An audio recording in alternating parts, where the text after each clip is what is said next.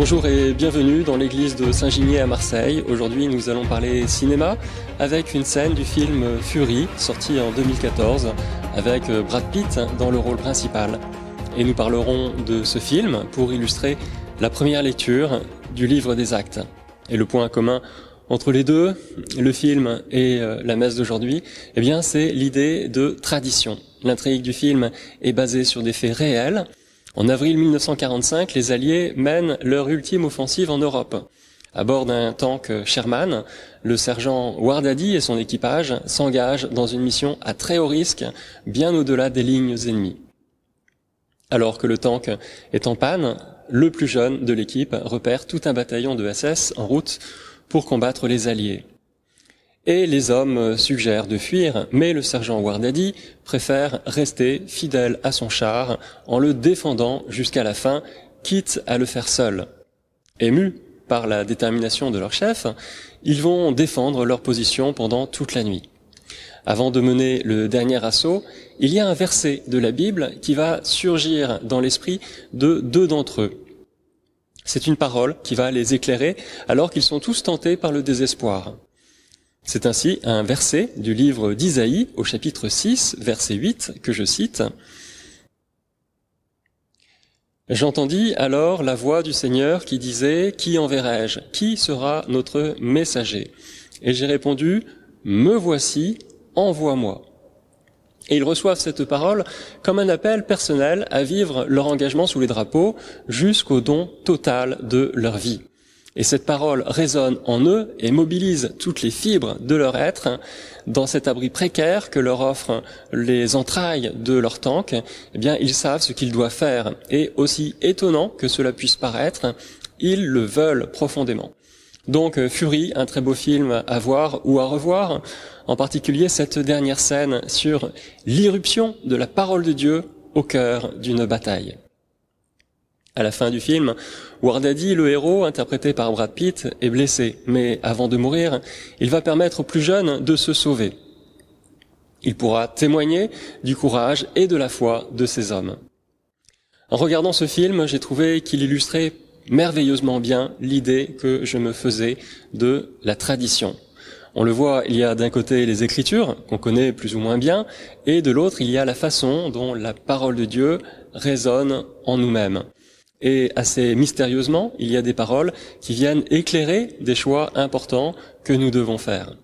C'est vrai d'un point de vue personnel, mais c'est vrai aussi pour toute l'Église. Il y a les Écritures et leur retentissement dans l'Église en fonction des épreuves que notre monde traverse. Dieu s'adresse à l'Église universelle par des paroles de l'Écriture qui surgissent avec plus d'insistance selon les besoins de notre temps. Les saints et les saintes, le magistère et le peuple des croyants les recueillent, ces paroles, précieusement, et c'est cela que l'on appelle la tradition. Les personnages du film ont vécu intensément cette parole du livre d'Isaïe, au chapitre 6, qui, à un moment critique, s'est imposée à eux. Cette parole avait sans doute été suscitée par l'Esprit Saint. Et justement, je vais le rappeler, la tradition à travers les saints, les docteurs de l'Église, les papes, c'est la parole de Dieu qui est vivante dans l'Église. Autre exemple sur cette différence entre l'Écriture et la tradition, c'est la première lecture de la messe d'aujourd'hui. Nous lisons en effet un passage du livre des Actes des Apôtres. Les apôtres vont faire quelque chose d'absolument nouveau. Quelques semaines après l'Ascension, ils vont se mettre à organiser une vie en Église avec tout ce que ça peut comporter. Ici, en Actes au chapitre 4, versets 32 à 37, ils invitent notamment les disciples à mettre en commun leurs ressources. Et sur ça, et sur beaucoup d'autres choses, Jésus n'avait rien dit. Il a fait confiance à ses disciples pour mettre en place les structures efficaces qui leur permettraient de vivre et d'annoncer l'Évangile en fonction des époques et des cultures. Et Jésus n'a pas tout dit, en effet, dans l'Évangile. Par exemple, il n'a pas écrit de missel pour célébrer la messe à l'usage des prêtres. Il n'a rien dit sur la condition des esclaves au 1er siècle en Palestine. Il n'a rien dit non plus sur l'urgence écologique que nous connaissons aujourd'hui, ni sur la façon de vivre en Église en temps de confinement.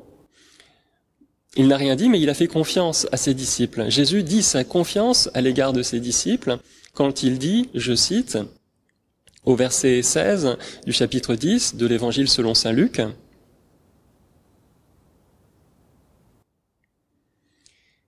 Celui qui vous écoute m'écoute, celui qui vous rejette me rejette, et celui qui me rejette rejette celui qui m'a envoyé. Il y a donc l'écriture et la tradition. Tout le monde voit bien ce qu'est l'écriture, c'est la Bible. Par contre, pour la tradition, c'est un petit peu plus compliqué. On a tendance, souvent, malheureusement, à opposer les deux.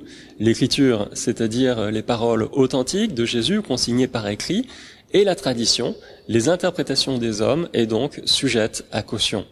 Après tout, Jésus lui-même s'en est pris aux traditions.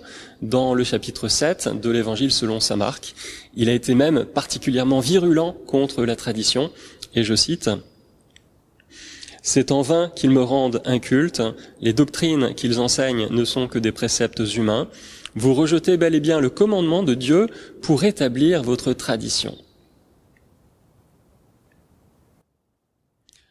Voilà donc des paroles assez terribles contre la tradition. Et vous savez que l'Église catholique est très attachée justement à la tradition, peut-être autant qu'aux Écritures. Et je vous cite maintenant un passage de la Constitution Dei Verbum du Concile Vatican II,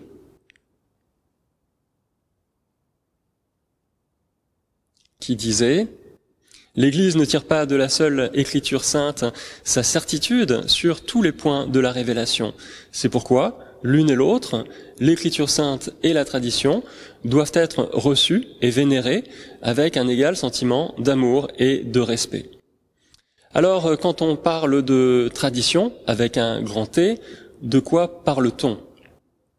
Par tradition, on entend bien sûr un contenu. La tradition, c'est par exemple les écrits des saints, les docteurs de l'Église, les pères de l'Église également, saint Augustin, saint Jérôme, les textes de Thérèse de l'Enfant Jésus également, et beaucoup d'autres. Ça serait dommage de s'en priver sous prétexte qu'ils font partie de la tradition de l'Église et non pas des Écritures.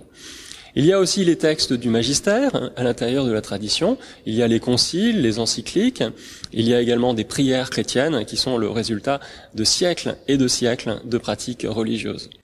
Mais par tradition, on entend aussi, et ça c'est important de le rappeler, la façon dont l'évangile est transmis, parce que tradition vient d'un mot latin qui veut dire transmettre.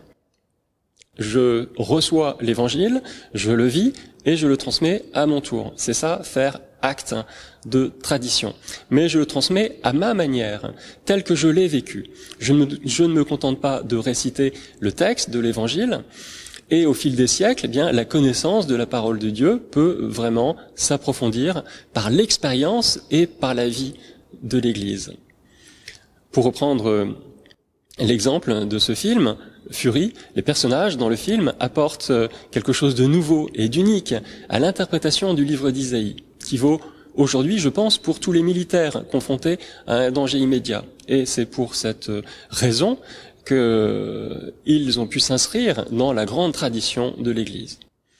Et la tradition se développe par quiconque vit et pense chrétiennement, que ce soit aussi bien le saint qui manifeste Jésus parmi nous, par ses actions et ses paroles, que par l'érudit qui passe des heures et des heures à étudier les textes. C'est ainsi que la tradition se développe.